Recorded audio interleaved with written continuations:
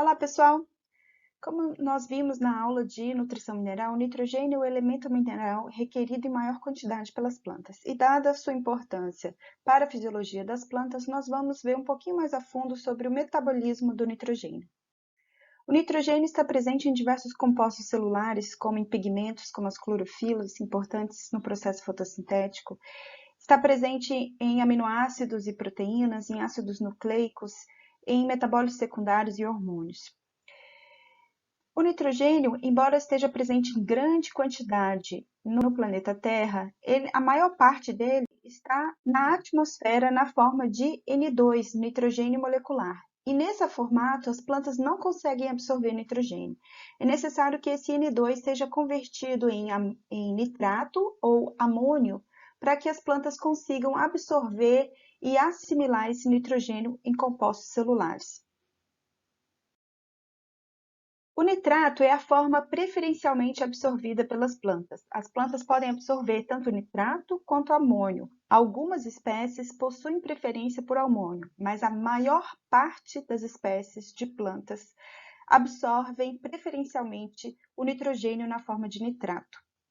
O nitrato ele é absorvido com a ajuda de uma proteína transportadora e existem dois tipos de transportadores nas membranas das células das raízes. O transportador do tipo NRT1, transportador de nitrogênio, de nitrato, do tipo 1 e do tipo 2, que estão presentes tanto nas membranas plasmáticas das células como nas membranas do vacúolo, no tonoplasto. Esses transportadores, eles são regulados tanto em nível pós-traducional quanto no nível transcricional.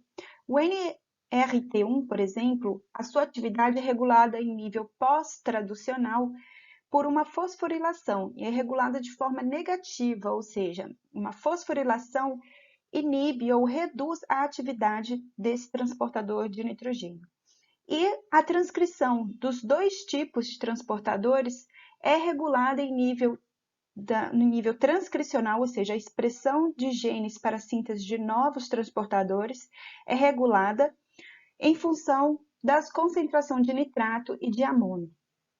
A regulação pós-traducional, por fosforilação, também é regulada pelos níveis de nitrato, ou seja, os níveis de nitrato, a disponibilidade de nitrato e de amônio vão regular a quantidade que a planta vai absorver desses nutrientes.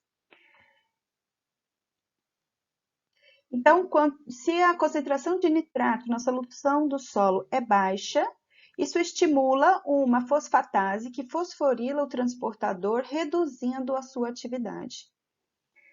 Quando os níveis de nitrato são maiores, concentração de nitrato na solução do solo é maior, isso ativa uma outra fosfatase que inibe essa fosforilação, ativando o canal transportador de nitrato. E não só isso, maiores níveis de nitrato também induzem uma transdução de sinal que ativam a expressão de genes para a síntese de novos transportadores e, ao mesmo tempo, ativam genes que vão transcrever para proteínas e compostos intermediários envolvidos na assimilação de nitrato, como de intermediários, de enzimas, vão também induzir processos de crescimento dentro da planta. Se tem disponibilidade de nitrogênio, é um sinal para a planta de que ela pode crescer. Então, pode induzir a germinação de sementes, expansão foliar, arquitetura da raiz, desenvolvimento da raiz e assim por diante. O nitrato, então, ele é absorvido por um transportador na membrana celular, que faz esse transporte junto com o nível de próton, com um gasto indireto de energia. Isso, então, nós estamos falando de absorção do nitrogênio na forma de nitrato. Uma vez dentro do citosol da célula da raiz, esse nitrato agora ele precisa ser reduzido a nitrito. Então, quem vai catalisar essa redução do nitrato a nitrito é uma enzima chamada nitrato redutase. A nitrato redutase, ela envolve uma série de transporte de elétrons, como numa cadeia transportadora de elétrons, que vai transferir elétrons doados pelo NADPH até o nitrato, reduzindo ele a nitrito. Essa nitrato redutase, por catalisar a primeira reação do processo de redução do nitrato para finalmente ser assimilado, vai ser o ponto-chave de regulação de todo o processo de assimilação do nitrogênio. Então, a nitrato redutase ela é regulada tanto em nível transcricional quanto em nível pós-traducional. A transcrição de gene da nitrato redutase, ou seja, a regulação no nível transcricional, ela ocorre em função da disponibilidade de nitrogênio na forma de nitrato, da disponibilidade de carbono sentida pela planta de acordo com os níveis de glutamina. E isso é importante porque nitrogênio vai ser incorporado no esqueleto carbônico para formar aminoácidos. Então, a disponibilidade de carbono é importante para que a planta saiba se pode ou não absorver mais nitrogênio. E de acordo com o ciclo circadiano, ou seja, pela presença de luz. Por que a luz vai ser importante para determinar se a planta deve produzir, sintetizar mais nitrato redutase ou não? Porque vocês viram que a nitrato redutase necessita de poder redutor de NADPH. E é durante o dia, na presença de luz, que a planta produz maior quantidade de NADPH pelo processo fotossintético. Então, regulação da nitrato redutase em nível transcricional é direcionada pela concentração de nitrato, disponibilidade de carbono, sentida pelos níveis de glutamina e pela presença de luz. Então, aqui a gente vê nesse gráfico aqui que os níveis de RNA mensageiro para síntese de nitrato redutase aumenta, principalmente nas folhas, em função da quantidade de nitrato, da exposição a nitrato. E o pico de transcrição desses RNAs mensageiros para a síntese de nitrato redutase é justamente no finalzinho do dia, início da manhã, no início do período de maior de ocorrência da fotossíntese, quando tem maior produção de poder redutor para bancar a redução do nitrato. A gente viu que em nível transcricional é regulado, então, a nitrato redutase por níveis de disponibilidade de carbono de acordo com os níveis de glutamina e também de alguns outros aminoácidos e pela presença de luz, carboidratos e nitrato. Carboidratos também sinalizando disponibilidade de carbono. A nitrato redutase ativa, ela possui um resíduo de serina. E esse resíduo de serina ele pode ser fosforilado por uma enzima chamada nitrato redutase quinase. Essa quinase ela vai ser regulada por níveis de magnésio e pela presença de luz. Então, presença de luz inibe a fosforilação da nitrato redutase. Quando a nitrato redutase está fosforilada, ela fica receptiva para se ligar a uma proteína inibidora, que reduz ou inibe a sua atividade. Então, na presença de luz não vai ocorrer fosforilação e, consequentemente, não ocorre inibição dessa nitrato redutase. Na ausência de luz, ativa a fosforilação, tornando essa enzima receptiva para ser ligada a essa proteína inibidora, tornando-se inativa. Na presença de luz, na presença de esqueleto carbônico, na presença de altas concentrações de nitrato, essa enzima pode ser desfosforilada pela nitrato redutase e fosfatase, tornando assim ativa novamente. Então, essa é a regulação pós-traducional por fosforilação da nitrato redutase. A nitrato redutase e fosfatase também pode ser ativada, como eu disse para vocês, por níveis de luz, carboidratos e níveis de nitrato. Muito bem. Nós temos o nitrato reduzido a nitrito agora, certo? Pela nitrato redutase. Agora precisamos de mais um passo. Esse nitrito precisa ser reduzido também, mais um passo de redução. Esse nitrito agora ele vai ser transportado para o cloroplasto, onde ele vai ser reduzido a amônio. Quem vai catalisar essa segunda etapa de redução é a nitrito redutase. A nitrito redutase, ela reduz com elétrons recebidos da ferredoxina. A ferredoxina, vocês já sabem que é uma proteína vinculada à cadeia transportadora de elétrons do cloroplasto. Lembrando que o nitrito vai ser reduzido a amônio dentro do cloroplasto, certo? No estromo do cloroplasto. Então, ali nós temos ferredoxinas que podem doar os elétrons para nitrito redutase. E ferredoxina reduzida só vai haver na presença de luz de transporte de elétrons nas membranas do tilacoide. Então, a nitritorredutase, ela obviamente está localizada dentro do cloroplasto, embora ela seja codificada pelo genoma nuclear, e a regulação em nível transcricional, ela ocorre em coordenação com a regulação da nitratorredutase, que é a primeira etapa do processo de absorção e assimilação de nitrogênio. Bom, a redução do nitrato, ela pode ocorrer tanto nas raízes quanto nas folhas, dependendo da espécie. Na maioria das espécies, essa redução ocorre nas folhas. O nitrato, ele é absorvido nas raízes e transportado via xilema para as folhas, onde ele vai ser reduzido dentro dos cloroplastos, onde ocorre fotossíntese e abundância de poder redutor sendo disponibilizado para que essa redução ocorra. Em outras células não fotossintéticas, como por exemplo nas células da raiz, onde o nitrato for absorvido, ele também pode ser reduzido a nitrito e amônio dentro de plastídeos, elas da mesma família do cloroplasto, só que não são fotossintetizantes. E o doador, então, de elétrons vai vir do NADPH proveniente da rota das pentoses fosfato, que vocês já viram na videoaula de respiração. Bom, então, nós temos agora o amônio dentro do cloroplasto. Agora, esse amônio ele tem que ser incorporado num esqueleto carbônico para que ele seja, de fato, assimilado. Então, esse amônio vai ser incorporado em glutamato, formando uma glutamina, agora um aminoácido. Após o recebimento de nitrogênio, nós temos um aminoácido que é a glutamina.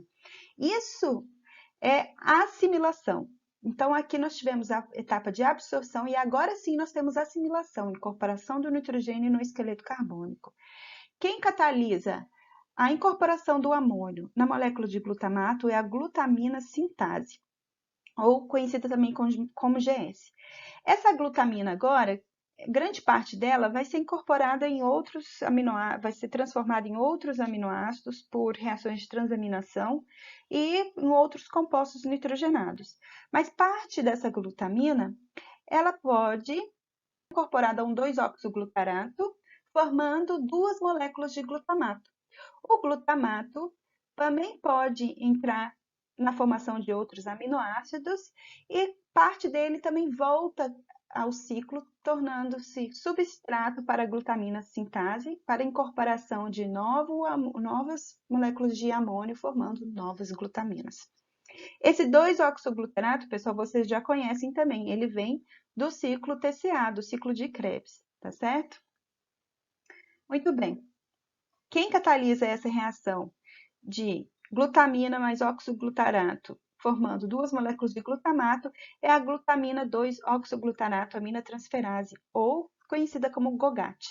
Então, esse aqui, gente, é o famoso sistema GS-GOGAT, se vocês já ouviram falar, é o sistema de assimilação de nitrogênio, que envolve a glutamina sintetase e a glutamina 2-oxoglutarato aminotransferase.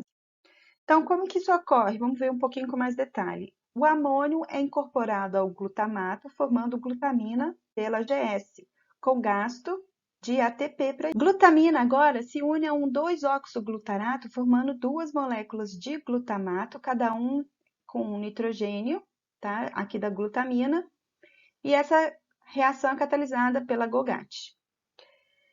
A fonte de poder redutor aqui da GOGAT, a GOGAT precisa de poder redutor para isso, certo? Vem da ferredoxina nas folhas ou do NADPH em tecidos não fotossintéticos, como nas células da raiz. Nas plantas, como nós já falamos, são animais. Nas plantas, como nós já falamos, que são organismos sésseis, nós vamos observar uma grande flexibilidade do metabolismo. Então, muitas vezes, nós vamos encontrar mais de um tipo de enzimas catalisando reações muito semelhantes. E é aqui o caso, por exemplo, da amônio, que pode ser, ao invés de ser incorporado a um glutamato, vai ser incorporado a um 2-oxoglutarato, formando uma molécula de glutamato. Quem catalisa essa reação é a desidrogenase do glutamato. No entanto, a gente observa que em condições normais, a direção preferencial dessa enzima que catalisa a reação nos dois sentidos é o sentido do catabolismo, ou seja, de desaminação.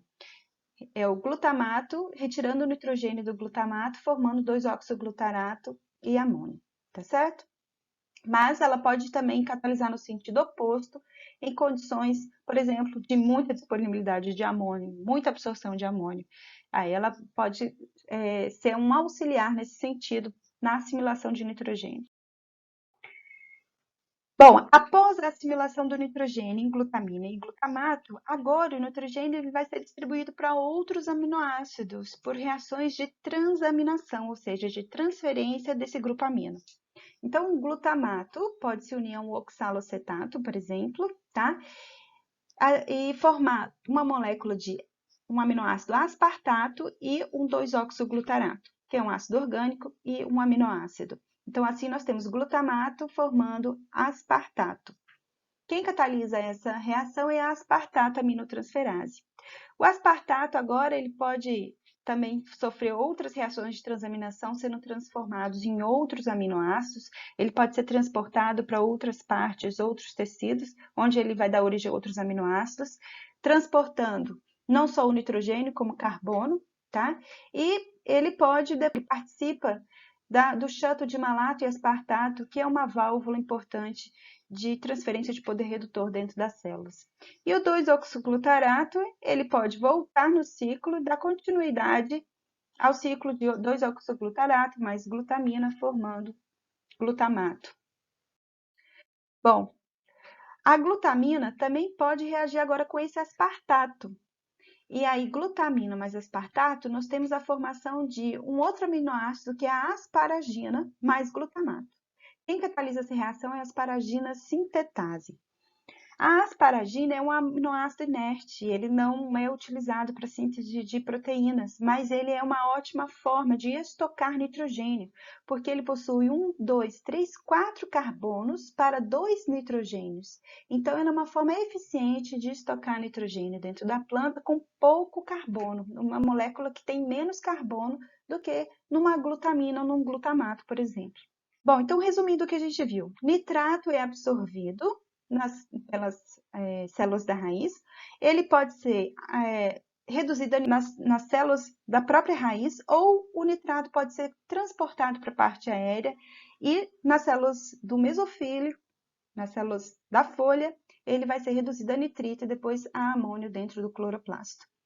A primeira etapa de redução é catalisada pela nitrato redutase. Depois o nitrito é reduzido a amônio pela nitrito redutase. O amônio é incorporado em uma molécula de carbono transformada em glutamato em 2 etapas com a ação da GS e da GOGAT. E esse glutamato, depois no citosol, ele vai sofrer reações de transaminação, tanto pela S quanto pela aspartato sintetase, formando outros aminoácidos. Muito bem. Nós falamos de absorção e assimilação de nitrogênio proveniente do nitrato, mas as plantas também absorvem amônio, em menor quantidade, mas absorvem também. Por que amônio não é a forma preferencial de absorção das plantas? Porque o amônio ele pode ser tóxico. O amônio ele tem a propriedade de modificar o pH dentro da célula. Uma vez dentro da célula e meio aquoso, o amônio pode se transformar em amônia, liberando prótons e modificando o pH do citosol, o que a gente já sabe que não é interessante para a célula, porque muitas enzimas funcionam de acordo com o pH. Então, alterando o pH, a gente altera o metabolismo da célula. Então, o que acontece? A planta absorve amônio, ou ele é rapidamente assimilado em glutamina, ou ele é estocado dentro do vacúolo, evitando assim maiores prejuízos para a célula. Amônio não é transportado através do xilema, justamente porque amônio é tóxico. Então, quando a planta absorve amônio, ele é assimilado em glutamina ali na raiz mesmo. Ele não é transportado para a parte aérea, em hipótese alguma, ok?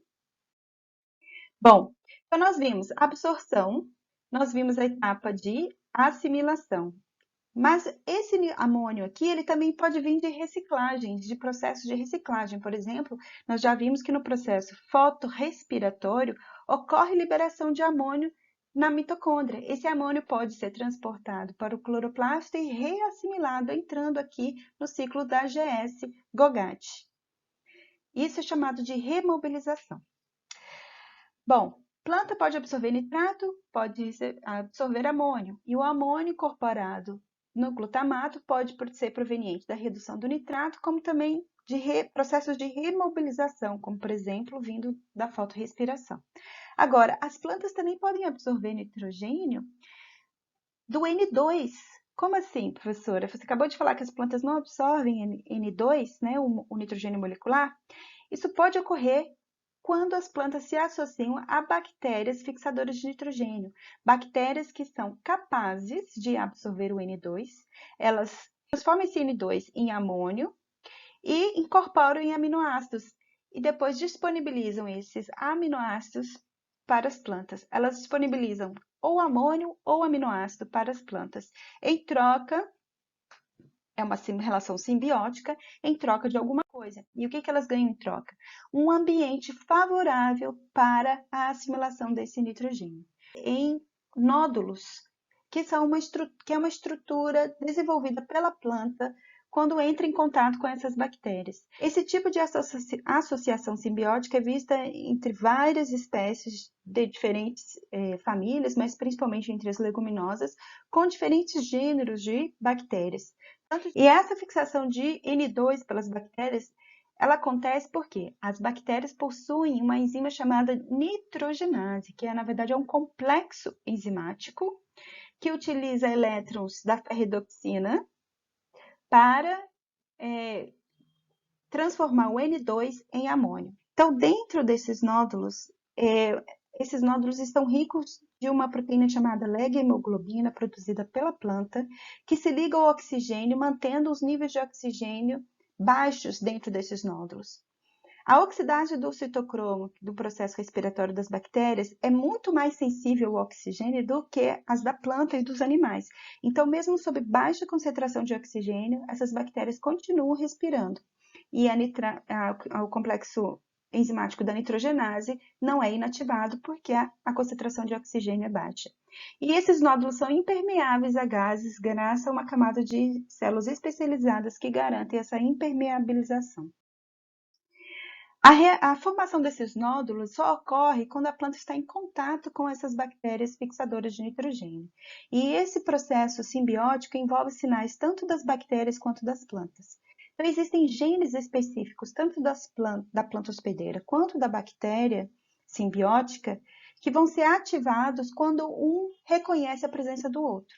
Então, os genes chamados genes nodulinos que estão presentes na planta são chamados genes NOD, com N maiúsculo, e os genes dos rizóbios das bactérias fixadoras de nitrogênio são ativados quando em contato com a planta e são chamados de genes de nodulação, ou genes NOD com N minúsculo. Então, o que acontece? As plantas, geralmente, elas emitem sinais, geralmente são compostos fenólicos, compostos secundários, que são percebidos pelas bactérias e que atraem essas bactérias a entrarem em contato com a raiz. Uma vez em contato com as células da raiz reconhecem as bactérias, induzem a transcrição dos genes NOD, que vão dar início a todo esse processo de infecção da bactéria e formação, desenvolvimento dos nódulos. Bom, então, de forma geral, a absorção de nitrogênio, ela comparada das plantas noduladas comparadas às plantas não noduladas, o que a gente observa? Nas plantas não noduladas, à esquerda, tá? As plantas absorvem nitrato preferencialmente. Esse nitrato, a maior parte é transportado via xilema para a parte aérea, onde ele vai ser assimilado nas folhas, tá? Dentro dos cloroplastos. Uma pequena parte desse nitrato também pode ser assimilado nos plastídeos, nas células da raiz, que não são fotossintetizantes, e essa redução e assimilação do nitrogênio vai ocorrer com doação de elétrons de NADPH provenientes, não da fotossíntese, mas provenientes, no caso, principalmente da rota das pentoses fosfato. Essas plantas também podem absorver amônio em menor quantidade, e esse amônio ele tem que ser rapidamente assimilado na raiz, não é transportado, ok? Nas plantas que possuem associação simbiótica, o que acontece? A maior parte desse nitrogênio é absorvido na forma de N2 Esse N2, ele chega até as bactérias, ele entra dentro dos nódulos, chega até as bactérias simbiontes e vai ser fixado e assimilado pelo complexo da enzima nitrogenase, liberando amônio, que vai ser incorporado então em aminoácidos, e esses aminoácidos é que vão ser transportados para a parte aérea. Bom, então nessa aula a gente viu o ciclo biogeoquímico do nitrogênio e vimos como que ocorre a absorção, a assimilação e a remobilização de nitrogênio dentro da planta. Então, sabemos que tem transportadores específicos, tanto para nitrato quanto para amônio, que no processo de absorção, redução do nitrato envolve o papel da nitrato redutase, da nitrito redutase. Na assimilação do nitrogênio, ou seja, incorporação do nitrogênio em moléculas orgânicas, em esqueleto carbônico, envolve o sistema da AGS-GOGAT, seguida de reações de transaminação para a síntese de outros aminoácidos. Vimos também que as plantas podem se associar a bactérias fixadoras de nitrogênio, que é chamada de fixação biológica do nitrogênio, que envolve o complexo enzimático da nitrogenase e o processo de nodulação, formação dos nódulos, para abrigar essas bactérias.